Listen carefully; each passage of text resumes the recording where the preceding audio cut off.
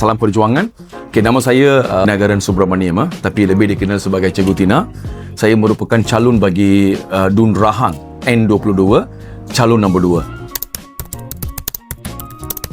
Sebagai sebuah parti politik, kita tidak boleh terlepas pilihan. Sangat penting untuk melibatkan diri dalam pilihan raya. Pilihan raya ini merupakan satu pentas pada setiap parti, bukan sahaja PSM. Setiap parti untuk menonjolkan diri, untuk memperkenalkan ideologi mereka. Semua polisi-polisi apa yang mereka nak bawa, kempen-kempen. Macam contohnya, pilihan raya 2 minggu ini membenarkan kami untuk masuk semua tempat, tutup pintu semua rumah. Jadi ini merupakan satu peluang yang kita dapat untuk memberikan identiti kita lah sebagai sebuah parti, right? So, saya rasa kita wajib. Menang kalah itu adalah satu perkara yang biasa.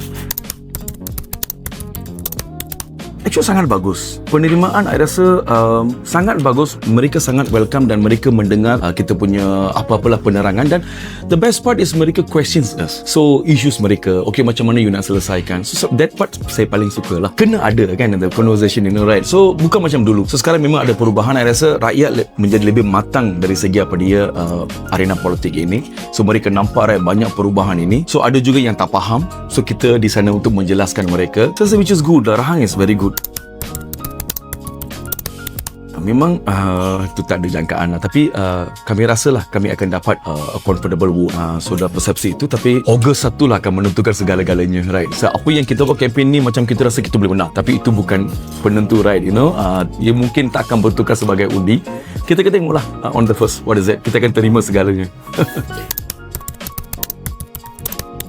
Saya rasa sekarang ramai boleh menerima perkara sosial. Sebab macam parti kita, ramai pemuda-pemuda semua join parti kita. Mereka lebih suka. Sebab mereka tahu bahawa parti-parti tradisional ini, mereka sering kali menggunakan perkauman, agama, these things, untuk memecah belahkan. People are, they aware about that, So, apabila kita membawa polisi-polisi yang lebih kepada masyarakat, kepentingan untuk menyelesaikan masalah mereka, bukan hanya sekadar memberi bantuan, people boleh faham apa tu sosialis maknanya.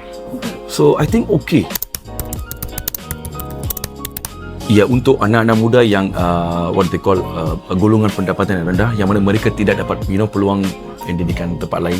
Actually kita memang ada dekat Klang Meru, ada dekat Sungai Siput, memang ada, dah lama dah mereka dah buat. Sini kita belum dapat kekuatan itu, so mungkin kita akan proceed lah after this. Ya, percuma, of course percuma.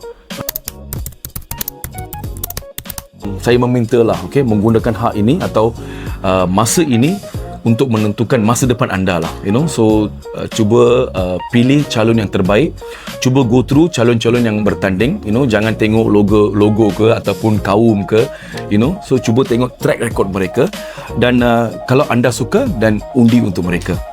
Dan saya harap akan undi saya, right? So calon nombor 2, sebab satu-satunya parti, satu tempat je kita bertanding PSM, dan kita nak satu suara progresif di dalam Dewan Undangan Negeri. Itu saja. Sekian, terima kasih.